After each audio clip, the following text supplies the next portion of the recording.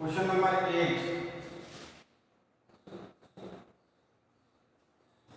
In a figure 12.26 depicts racing test whose left and right end is semicircular. ये कोई depicts दिखाया है इसमें. यहाँ पर एक सेमी सर्किल तो ये है, एक सेमी सर्किल यहाँ दिखाया हुआ है. ठीक है. फिर इसके बाद अपर साइड पर भी है.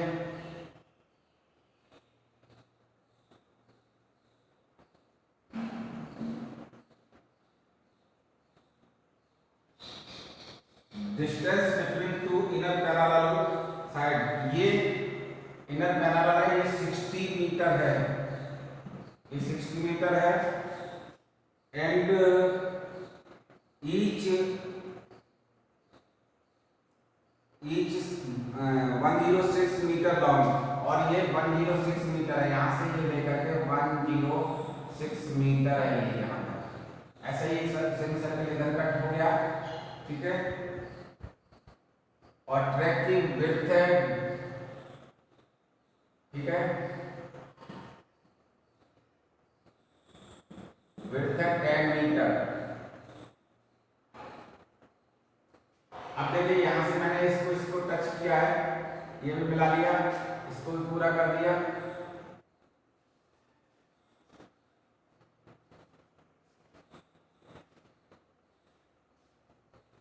फर्स्ट पार्ट में क्या हुआ है, find the distance around track its inner edge.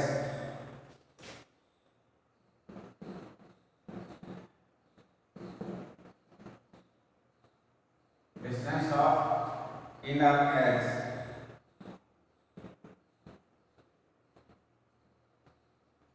Inner edge. ठीक है. सेकंड पार्ट है area of track.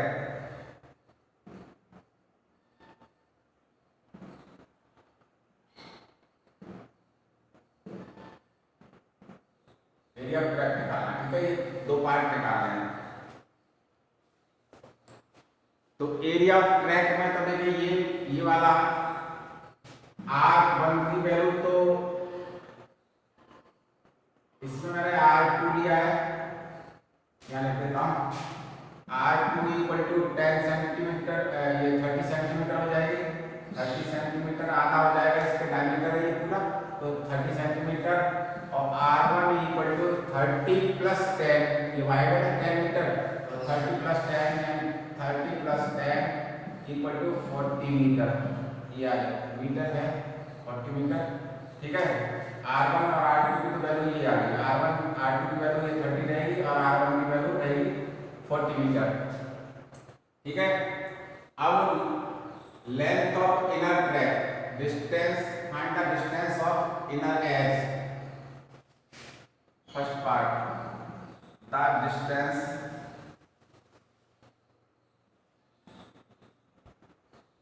Of inner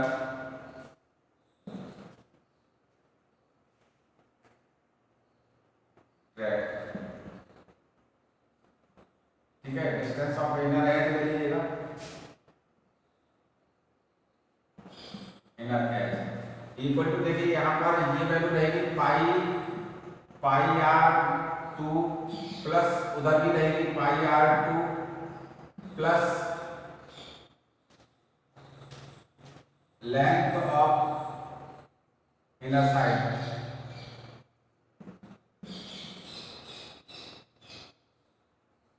length of two inner side, यानी कि ये रहेगा 2 पाई R2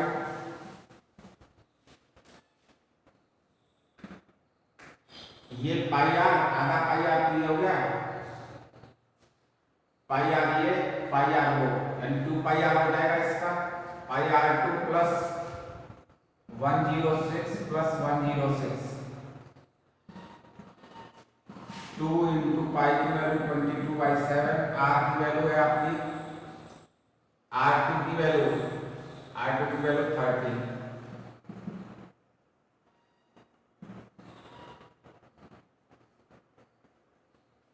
पाई की वैल्यू का यूज किया करवाया इसमें।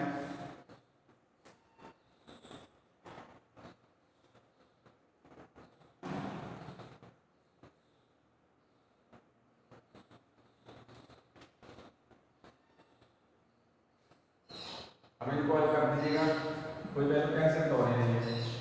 तो देखिए ये हो जाएगा 22/7 इंटू 60 प्लस 212, यहाँ पर 0 2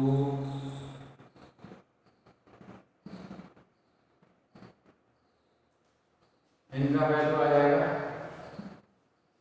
इक्वल टू 1320 प्लस 4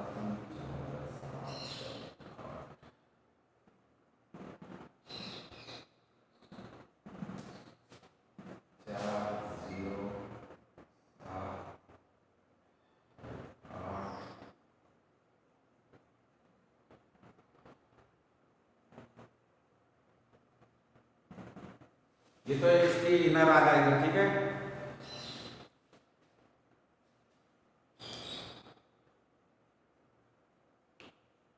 ये इसका जो इनर ट्रैक है ना, ये वाला ट्रैक था, यहाँ पर कोई गिनती चलता है तो कितनी डिस्टेंस कवर करेगा वो है। जैसे यहाँ से चलना शुरू किया तो इधर तक जाएगा ये, फिर लौट के इधर ही तक आ जाएगा, तो ये इनर ट्रैक आ गया, ठीक है। ये फर्स्ट पार्ट हो गया। अब मैं इसको रफ करूँगा, जल्दी से लिखें इसको।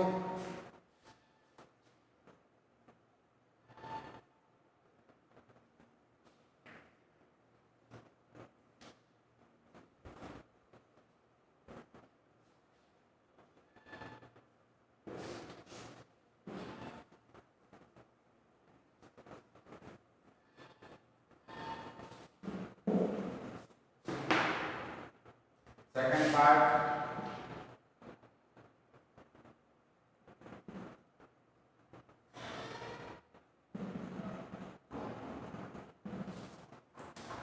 देखिए यहाँ पर एक सेमी सर्कल तो ये है, यानी पाई आर 1 का स्क्वायर माइनस पाई आर 2 का स्क्वायर, ये वैल्यू है ना। एरिया आपको सेमी सर्कुलर पार्ट ये वाला हो गया, आधा है, पर ये आधा इधर भी है तो आधा इधर भी है, ठीक है। तो ये plus area of 2 into area of rectangle.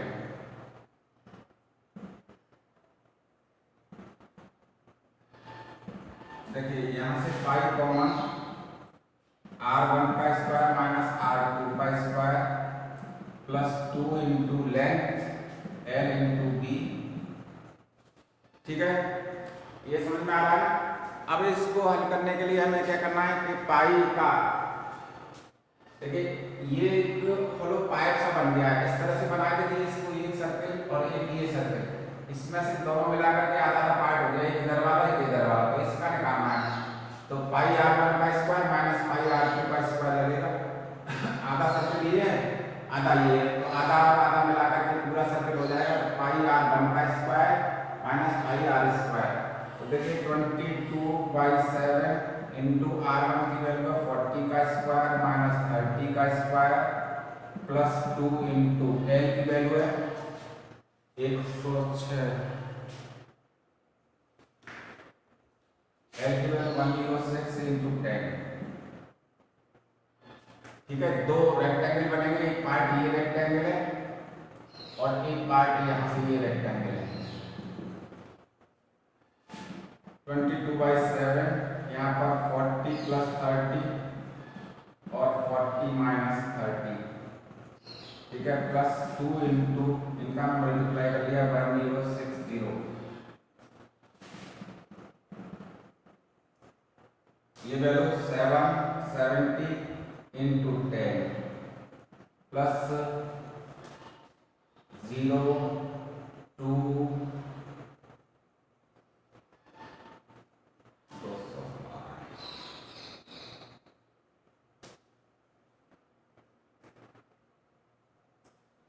ये 7 से 7 कट जाएगा 10 टाइम्स, यानी 2200 प्लस 2120, यानी कि ये आ जाएगा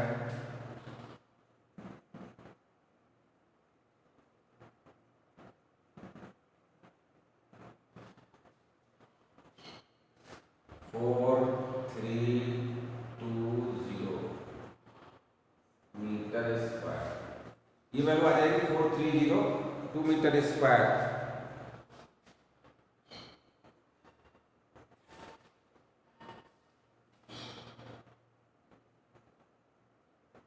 ठीक है,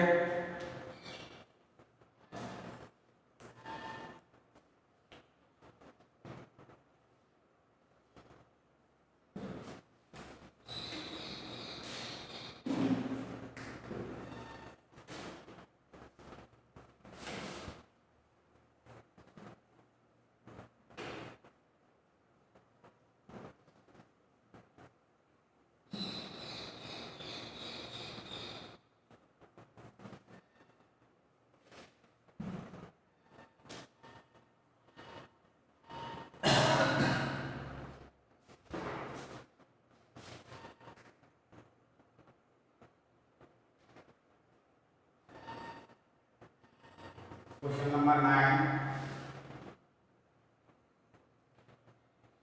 AB and CD two diameter of the AB, ये एक सर्कल है,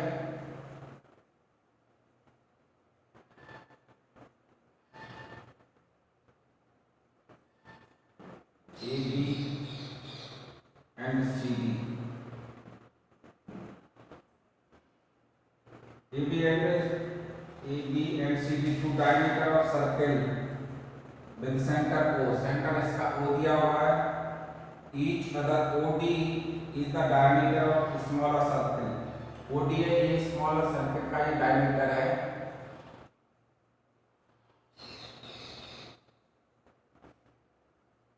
और OA की वैल्यू दी है 7 सेंटीमीटर।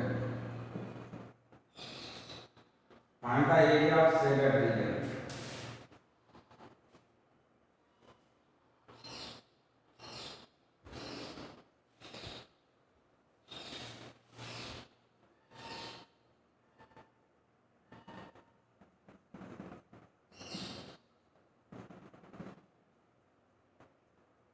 एक ये सर्कल का है,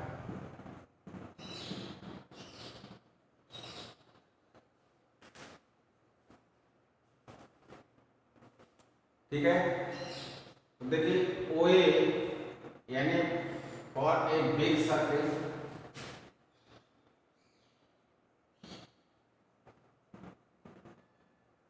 circle radius equal to 7 centimetre है, और for small circle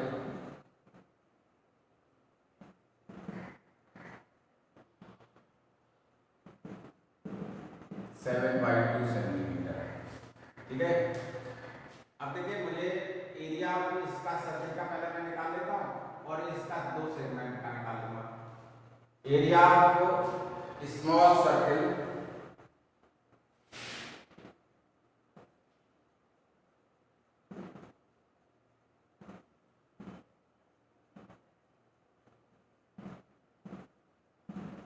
pi r square रहेगा।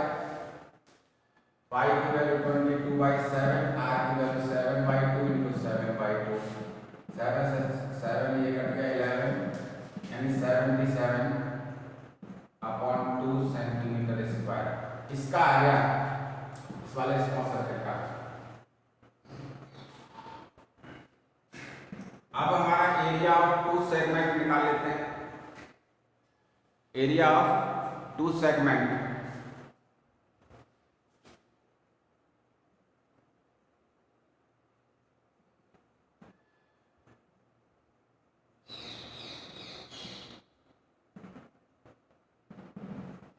पाई r स्क्वायर थीटा अपन में 360 minus 1/2 r square sine theta.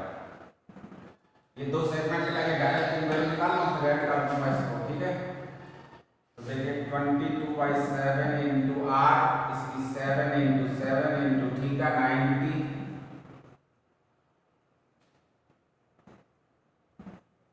यहाँ 2 भी ले लीजिएगा, साथ में हम करते चले जाएंगे, ठीक है। 90/360 माइनस 1/2 इंटू 7 इंटू साइन 90,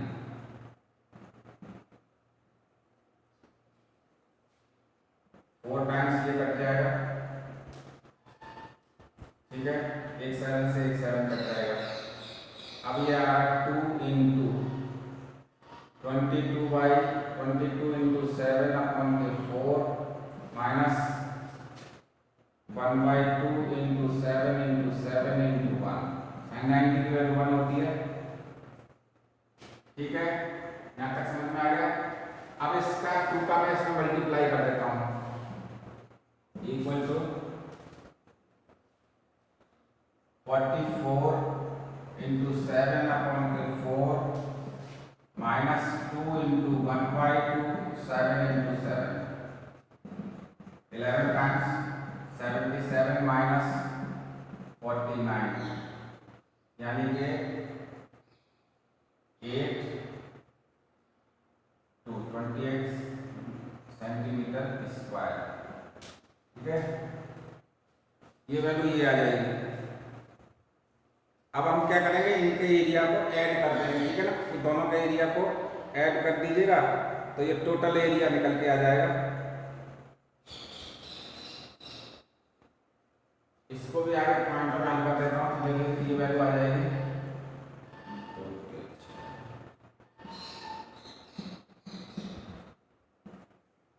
तो area of total second region, ये सेकंड हो गई, ठीक है। आप लिखो जल्दी से, मैं इसको रफ करना थोड़ा सा।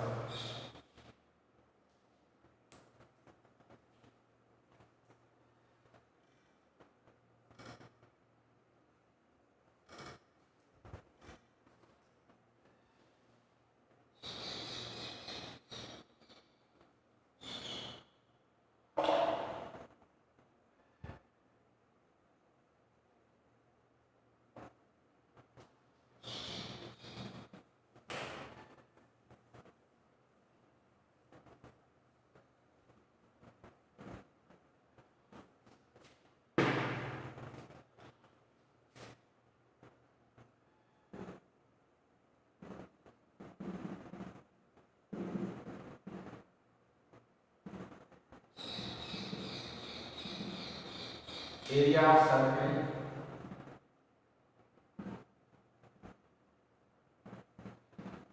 Minus area of 2 segment plus area of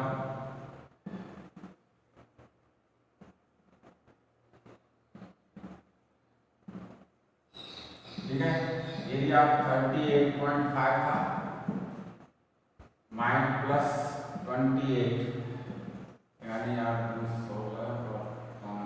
66.5 centimetre square आ जाएगा। ये आंसर आ जाएगा, फाइनल आंसर इसका ये रहेगा, ठीक है। ये समझ में आ गया। अगर तुम चाहो तो इसको ऐसे भी निकाल सकते हो। देखिए दूसरा मेथड भी है कि एरिया ऑफ सर्कल तो यहाँ निकाल लीजिएगा और एरिया ऑफ हाफ सर्कल में से area of right angle triangle का एरिया माइनस कर देना, ठीक है। दूसरा मेथड क्या हो जाएगा, area of small circle plus area of semi circle minus area of triangle, यानी कि एक तो इसका वैल्यू सर्कल का तो मैंने निकाला है 38.5 था, ठीक है, और इसका area of semicircle 1/2 pi R square, ये वाला इसका minus area of triangle ABC, इस तरह से भी निकाल सकते हैं इसका एरिया। इतने पार्ट का एरिया निकल के आ जाएगा, ये वाला माइनस हो गया तो सेडेड रीजन का इसमें आ जाएगा और सेडेड रीजन का ये आ जाएगा, यानी दोनों को इस तरह से हल किया जा सकता है, ठीक है। तो इस तरह से भी हल कर सकते हो और चाहो तो जैसे मैंने कराया वैसे भी हल कर सकते हो, वैसे जैसे भी तुम्हें उचित लगता हो, तुम्हारी समझ में जैसे भी अच्छा आ रहा है उस तरह से हल कर सकते हो। इसमें कोई ऐसा नहीं है कि मैंने जैसे कराया वैसे ही किया जाएगा, ठीक है। तो ये तुम्हारी मर्जी के ऊपर डिपेंड करता है कि तुम किस तरह से इसको हल करना चाहते हो, और बेटर है जो भी मेथड आपकी समझ में आता है उसी मेथड से इसको हल करें, अदरवाइज गलत होने के चांस रहते हैं। इसलिए आपको जो भी मेथड बहुत अच्छी तरह से समझ में आता है उसी मेथड का यूज करेंगे। ओके।